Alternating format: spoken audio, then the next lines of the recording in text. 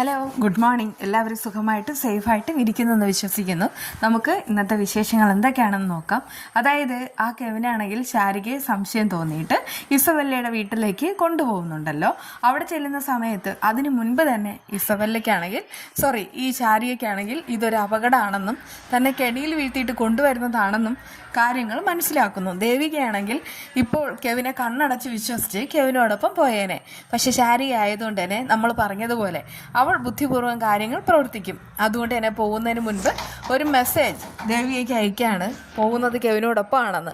അതുമാത്രമാണോ, അവൾ പോകുന്ന സമയത്തെല്ലാം ലൊക്കേഷൻ ദേവികയ്ക്ക് സെൻഡ് ചെയ്ത് കൊടുക്കുന്നു. അതേസമയം ഇസബെല്ലയാണെങ്കിൽ അവളെ എങ്ങനെയെങ്കിലും പേടിപ്പിച്ചിട്ട് കാര്യം നടത്താമെന്ന് വിചാരിക്കുകയാണ്. അവളുടെ കയ്യിൽ ഒരുപാട് ഓപ്ഷൻസ് ഉണ്ട്. അതായത് നന്ദൻ എവിടെ, ഋഷി എവിടെ എന്നുള്ള കാര്യമെല്ലാം ശാരികയ്ക്ക് അറിയാമായിരിക്കും എന്ന് കരുതിയിട്ടാണ് രണ്ടും കൂടെ അങ്ങോട്ട് കൊണ്ടുപോയിട്ടുള്ളത്. ഇതിനിടയ്ക്ക് എന്തെങ്കിലുമൊക്കെ ചെയ്തിട്ട്, അതായത് അവിടെ കോഫിയൊക്കെ എടുക്കുകയാണ്, വിശ്വസിക്കാൻ പറ്റില്ല. കോഫിയിൽ എന്തെങ്കിലും ചേർത്ത് കൊടുത്തിട്ട് എങ്ങനെയെങ്കിലും ഈ ശാരികയുടെ എന്തെങ്കിലും ഫോട്ടോ എടുക്കാനോ അതൊക്കെ ഇവർ ശ്രമിക്കും. പക്ഷേ ശാരിക ബുദ്ധിപൂർവ്വം അവിടെയും ഈ കോഫി വേണ്ടാന്ന് പറയാണ്. എനിക്കത് വേണ്ട, നിങ്ങൾ രണ്ട് ഫ്രണ്ട്സും കൂടെ ഒരുമിച്ച് തന്നെ കുടിച്ചിട്ടിരുന്നോളൂ എന്നൊക്കെ കെവിനോട് പറയുന്നുമുണ്ട്. കെവിന് പക്ഷേ ഒരു ചായവുണ്ട്. അതുകൊണ്ട് തന്നെ ഇസബെല്ലയോട് വഴക്കൊന്നും വേണ്ടെന്ന് പറയാണ്. പക്ഷേ ശാരികയ്ക്കാണെങ്കിൽ അവരുടെ സ്വഭാവം ഏകദേശം അറിയാമല്ലോ. അതുകൊണ്ടൊക്കെ തന്നെ ശാരിക ബുദ്ധിപൂർവ്വം കാര്യങ്ങൾ കൈകാര്യം ചെയ്യുന്നു. എനിക്കിപ്പോൾ തന്നെ പോകണമെന്ന് പറയുമ്പോൾ ഇപ്പോൾ പറ്റില്ല എന്ന് ഇസബെല്ലയും. ആ സമയത്ത് ഞാൻ എവിടെ ആയാലും ശരി എൻ്റെ ചേച്ചി എന്നെ രക്ഷപ്പെടുത്താൻ വരുമെന്ന് അവൾ വളരെ കോൺഫിഡൻ്റ് ആയിട്ട് പറയുകയാണ്. എങ്കിൽ കൊള്ളാമല്ലോ, നിൻ്റെ ചേച്ചി വരട്ടെ, രക്ഷപ്പെടുത്തുന്നത് കാണാമെന്ന് ആ ഇസബെല്ലയും വെല്ലുവിളിക്കുകയാണ്. കാര്യങ്ങളെല്ലാം കൈവിട്ടു പോകുന്ന ആ ഒരു നിമിഷം MLA ദേവിക തനിയെ കാറെല്ലാം ഓടിച്ചിട്ട് അവിടേക്ക് വരുന്നുമുണ്ട്. ദേവിക കണ്ടിട്ട് അവരാകെ ഷോക്കേറ്റതുപോലെ നിൽക്കാണ്. ദേവിക അവിടെ ഒട്ടും പ്രതീക്ഷിച്ചതുമല്ല. ആ സമയത്ത് ദേവിക പറയുന്നുണ്ട്, അതെ, നീ എന്താ കരുതിയത് എൻ്റെ അനുജത്തെയും കൊണ്ട് ഇങ്ങോട്ട് വരാമെന്നോ? കെവിൻ ഈ ചെയ്തത് വലിയ മണ്ടത്തരം തന്നെയാണ്. അത് ഞാനിപ്പോൾ ഈ ശാരികയെ കൊണ്ടുവന്നത് സംസാരിക്കാനാണെന്ന് കെവിൻ ഇങ്ങനെ പറയുന്നുമുണ്ട്. അതിനിടയ്ക്ക് ഇസബെല്ല പറയാണ് അവിടെ നിൽക്കാൻ. ആ സമയത്ത് തന്നെ ശാരികയുടെ കയ്യിൽ പിടിക്കുന്നുമുണ്ട്. ദേവിക കൈ നിവർത്തി കർണക്കുറ്റി നോക്കി ഒന്ന് പൊട്ടിക്കുന്നു.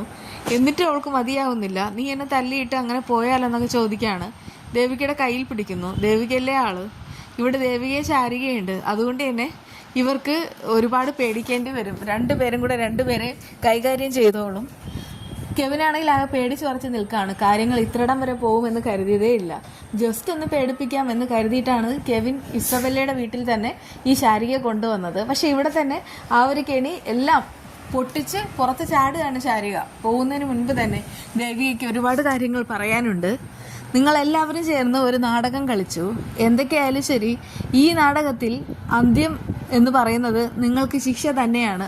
നിങ്ങൾക്കുള്ള ശിക്ഷ ഞാൻ തന്നെ വിധിക്കും. ആ ശിക്ഷ അനുഭവിക്കാൻ വേണ്ടിയിട്ട് കൂട്ടുകാരിയെ ഇരുന്നോളൂ. ഇതിനിടയ്ക്ക് എൻ്റെ അനുജത്തെ വലിച്ചെടുക്കാനായിട്ട് നോക്കുകയും വേണ്ട. കെവിൻ തൻ്റെ ഉദ്ദേശം എന്താണെന്ന് ഞങ്ങൾക്കറിയാം. പക്ഷേ ഇതൊന്നും നടക്കാൻ പോകുന്നില്ല.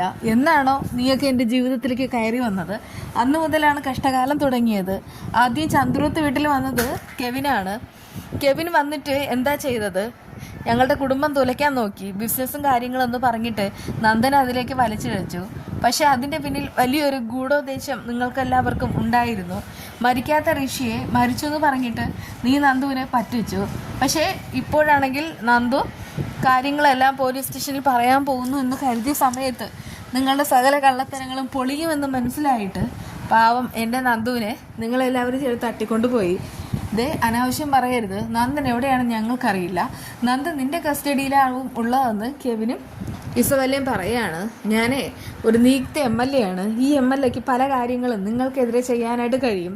നിനക്ക് കൂട്ടായിട്ട് ഇതുവരെ നിൻ്റെ പാപ്പനുണ്ടായിരുന്നു. പക്ഷെ അയാൾക്കുള്ള സ്ഥാനവും ഉടൻ തന്നെ തെറിക്കും. അയാൾ കാണിച്ചത് എന്താണെന്നുള്ള കാര്യം എല്ലാവരോടും ഞാൻ അറിയിക്കാനായിട്ട് പോവാണ്. എന്തായാലും നിനക്കൊന്നും രക്ഷയില്ല. ഇത് എൻ്റെ അനുജത്തിയാണ്. നിനക്കൊന്നും ഒരു ചുക്കും ചുണ്ണാമ്പും ചെയ്യാനായിട്ട് കഴിയുകയില്ല. ആ സമയത്താണ് ഈ ശാരിക കാര്യങ്ങളെല്ലാം തുറന്നു പറയുന്നത്. അതായത് ഇന്ത്യയുടെ ഉദ്ദേശം എന്താണെന്ന് മനസ്സിലാക്കാൻ തന്നെയാണ് ഞാനിങ്ങനെ ഒരു നാടകം കളിച്ചത്.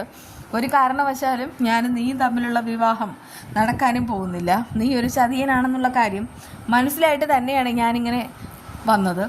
അത് കേട്ട് കെവിനാകെ ഞെട്ടിദ്ധരിച്ച് നിൽക്കും. എന്തായാലും ഇസബെല്ലയ്ക്കാണെങ്കിൽ കിട്ടാനുള്ളത് കിട്ടിക്കഴിഞ്ഞു. ഒന്നല്ല രണ്ടടി ഇസബെല്ലയ്ക്ക് ശാരികയും ദേവികയും ചേർന്ന് കൊടുക്കും. ആ സ്വഭാവതയുടെയായി സിദ്ധാർത്ഥൻ പറയുന്നൊരു കാര്യമുണ്ട്. നമ്മുടെ നന്ദനെ രക്ഷപ്പെടുത്താൻ ദേവികയും ശാരികയും ഒരുമിച്ച് ഇറങ്ങിക്കഴിഞ്ഞു. അതുകൊണ്ടൊക്കെ തന്നെ ഒരിക്കലും അവർക്കിനി രക്ഷ നേടാനായിട്ട് പറ്റില്ല. അതിപ്പോൾ ഋഷി ആയാലും ശരി, അരുന്ധതി ആയാലും ശരി, അവരെല്ലാവരും നമുക്കെതിരെ കളിച്ചു. പക്ഷെ അവരെ പൂട്ടാൻ തന്നെയാണ് ശാരികയുടെയും ദേവികയുടെയും തീരുമാനം. രണ്ട് മിടുക്കികളായ പെൺകുട്ടികളെയാണ് നമുക്ക് കിട്ടിയിരിക്കുന്നത്. അതുകൊണ്ട് ഇനി ഒട്ടും പേടിക്കേണ്ട കാര്യമല്ല. നന്ദൻ എത്രയും വേഗം തന്നെ നമ്മുടെ കസ്റ്റഡിയിൽ കിട്ടുമെന്നൊക്കെ പറയുന്നുണ്ട് കേട്ടോ. എന്നാണ് എപ്പോഴാണ് എന്നുള്ള കാര്യമൊന്നും നീ ഇനി ഇപ്പോൾ ചോദിക്കേണ്ട. എല്ലാ പ്ലാനും മനസ്സിൽ ഒതുക്കിയിട്ട് തന്നെയാണ് ദേവിക നടക്കുന്നത്. അവൾക്ക് പോലീസിൻ്റെ സഹായമുണ്ട്. അതിലുപരിയായിട്ട് അവൾക്കാണെങ്കിൽ എല്ലാം നേരിടാനുള്ള മനക്കരുത്തുമുണ്ട്. അതുകൊണ്ടൊക്കെ തന്നെ അവൾ എല്ലാ കാര്യങ്ങളും നോക്കിക്കോളും എന്ന് പറയാണ് കേട്ടോ.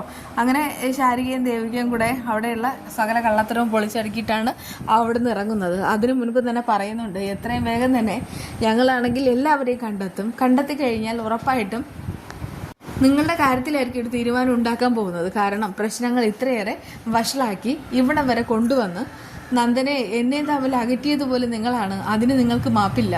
ഒന്നുമില്ലേലും നന്ദു എൻ്റെ ഹസ്ബൻഡാണ്. നന്ദുവിന് ഒരിക്കലും മറ്റൊരു പെണ്ണിനോട് സ്നേഹം തോന്നേണ്ട കാര്യമില്ല. മനഃപൂർവ്വമായിട്ട് ഞങ്ങളുടെ കുടുംബം തകർക്കാൻ നീ ഞങ്ങളുടെ ഇടയിലേക്ക് കയറി വന്നു. പക്ഷേ ഇസബെല്ല ഒരു കാര്യം മനസ്സിലാക്കണം. ഇനി എന്തൊക്കെ പറഞ്ഞാലും ശരി, നന്ദനെ എന്നെ അകറ്റാനായിട്ട് ആർക്കും കഴിയുകയില്ല. നീ പൊടിയും തട്ടി ഇവിടുന്ന് എത്രയും വേഗം തന്നെ പോകുന്നത് തന്നെയാണ് നല്ലത്. ഋഷി പല വിധത്തിലും ഈ പ്രകാശനോട് അടുക്കാൻ തുടങ്ങുമ്പോൾ പ്രകാശനൊരു കാര്യം പറയുന്നുമുണ്ട്. ശാരിക സുന്ദരിയും സുശീലയും സുമിഹയുമായിട്ടുള്ള ഒരു പെൺകുട്ടിയാണ്. അതുകൊണ്ട് തന്നെ ശാരികയുമായിട്ടുള്ള വിവാഹമാണ് നടക്കേണ്ടത്. ശാരികയും ഋഷിയും തമ്മിലുള്ള ആ ഒരു വിവാഹം നടന്നു കഴിഞ്ഞാൽ ഉറപ്പായിട്ടും ഋഷിക്ക് ചന്ദ്രോത്തുകാരോട് പകരം വീട്ടാൻ കഴിയും. അതുകൊണ്ട് തന്നെ സുന്ദരിയായ ശാരികയെ സ്വപ്നം കാണാനൊക്കെ അയാൾ പറയുന്നുമുണ്ട്. എന്തായാലും ശത്രുക്കൾക്കുള്ള തിരിച്ചടികളാണ് ഇനി വരാനായിട്ട് പോകുന്നത്. നമ്മുടെ വീഡിയോ എന്താണെന്ന് വെച്ചാൽ മാമ്പഴ പുളിശ്ശേരിയാണ്. അങ്ങനെ ഉറപ്പിച്ച് പറയാനൊന്നും കഴിയില്ല. കാരണം ആകെപ്പാടെ ഉണ്ടായിരുന്നത് ഒരു മാങ്ങയാണ്. മാങ്ങ അച്ചാറിടാൻ വേണ്ടി മേടിച്ചതാണ്, പക്ഷേ പഴുത്തുപോയി. നമ്മളിപ്പോൾ അച്ചാറിടാൻ മേടിക്കുകയാണെങ്കിൽ എല്ലാവരും നന്നായിട്ട് ശ്രദ്ധിച്ച് മേടിക്കണം കേട്ടോ. ഞാൻ വാങ്ങിച്ച സമയത്ത് ഭയങ്കര കട്ടി ഉണ്ടായിരുന്നു, പക്ഷെ കൊണ്ടുവന്ന സമയത്ത് വീട്ടിലെത്തിയപ്പോൾ ദേ പഴുത്തു. അതുകൊണ്ട് ഇതൊക്കെ തന്നെ പുളിശ്ശേരി വെച്ചത്. ഇവിടെ എല്ലാവർക്കും ഈ പുളിശ്ശേരി എന്ന് പറഞ്ഞാൽ ഭയങ്കരമായിട്ട് ഇഷ്ടമാണ്. ഞാനിപ്പോൾ ഒരെണ്ണം മാത്രമേ ഉണ്ടായിരുന്നുള്ളൂ. അതുകൊണ്ട് തന്നെ കുറച്ചിങ്ങനെ കട്ട് ചെയ്തിട്ട് അതും കൂടെ ഇട്ട് കൊടുത്തിട്ടാണ് ഉപ്പും മുളക് പൊടിയും മഞ്ഞൾപ്പൊടിയും കൂടെ ഇട്ടിട്ട് കുറച്ച് വെള്ളം ഒഴിച്ചിട്ട് വേവിക്കുന്നത്. അതിനുശേഷം തേങ്ങ, വെളുത്തുള്ളി, ജീരകം, പച്ചമുളക് ഇതെല്ലാം കൂടെ ഇട്ടിട്ട് മഷിയായിട്ട് അരച്ചെടുക്കുക. അതിനുശേഷം ഇതിൻ്റെ അരപ്പൊന്ന് ഇട്ട് കൊടുക്കുക. എന്നിട്ട് നന്നായിട്ട് ഇളക്കി കൊടുക്കുക. ഒരല്പം ചൂടാവുമ്പോൾ മാറ്റി വയ്ക്കുക. പിന്നീട് തണുത്തതിന് ശേഷം മാത്രം തൈരാണെങ്കിൽ ഒന്ന് അടിച്ചൊഴിക്കുക. അതായത് മിക്സിയിൽ അടിച്ചിട്ട് ഒഴിച്ചു കൊടുക്കുക. പിന്നെ കടുക് താളിച്ച് ഇട്ട് കൊടുക്കുക. അടിപൊളിയാണ്. പിന്നെ ചിലരാണെങ്കിൽ ശർക്കരയൊക്കെ ഇടും. പക്ഷേ ഇവിടെ ആ ഒരു ടേസ്റ്റ് ഇഷ്ടമില്ലാത്തതുകൊണ്ട് മാത്രം ഞാൻ ശർക്കര സ്കിപ്പ് ചെയ്യുകയാണ്. പിന്നെ ഞാൻ ഇട്ടിട്ടുണ്ടോ ചോദിച്ചാൽ ഇട്ടിട്ടൊക്കെ ഉണ്ട്, കുഴപ്പമൊന്നുമില്ല. പക്ഷേ എൻ്റെ ഹസ്ബൻഡിന് അത്ര അങ്ങോട്ട് ഇഷ്ടമില്ല. പിന്നെ സാധാരണ എല്ലാവരും നെയ്യ് ഉപയോഗിച്ചിട്ടായിരിക്കും കടുക് താളിക്കുന്നത്. ഞാനാണെങ്കിൽ പച്ച വെളിച്ചെണ്ണയിലാണ് ഉണ്ടാക്കുന്നത്. പച്ച വെളിച്ചെണ്ണ ഇട്ടിട്ട് യാതൊരു കളിയുമില്ല. വീണ്ടും കാണാം. ബൈ.